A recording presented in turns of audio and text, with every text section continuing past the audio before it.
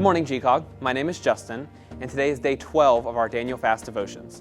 And today I'll be talking to you about application in your situation. Joseph was one of the most effective leaders in the Bible, yet his rise to influence took some amazing twists.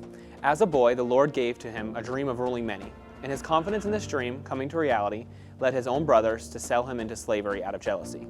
As a slave, Joseph excelled and soon was in charge of all the other slaves. He was eventually framed by his master's wife, which led him to be jailed.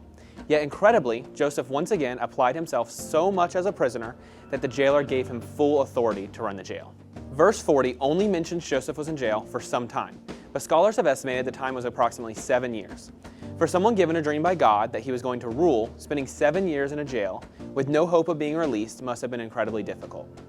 Yet we do not read of him complaining, but we do read of him applying himself fully both as a slave and as a prisoner.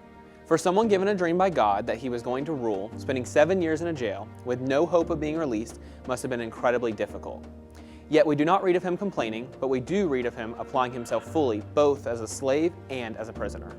What promises and dreams do you have yet to come to pass? How does Joseph's narrative encourage you?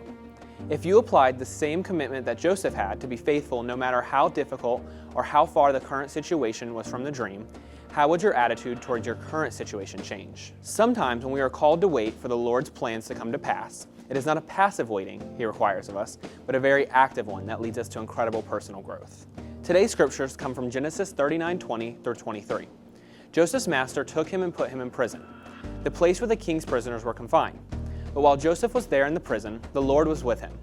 He showed him kindness and granted him favor in the eyes of the prison warden. So the warden put Joseph in charge of all those held in the prison, and he was made responsible for all that was done there.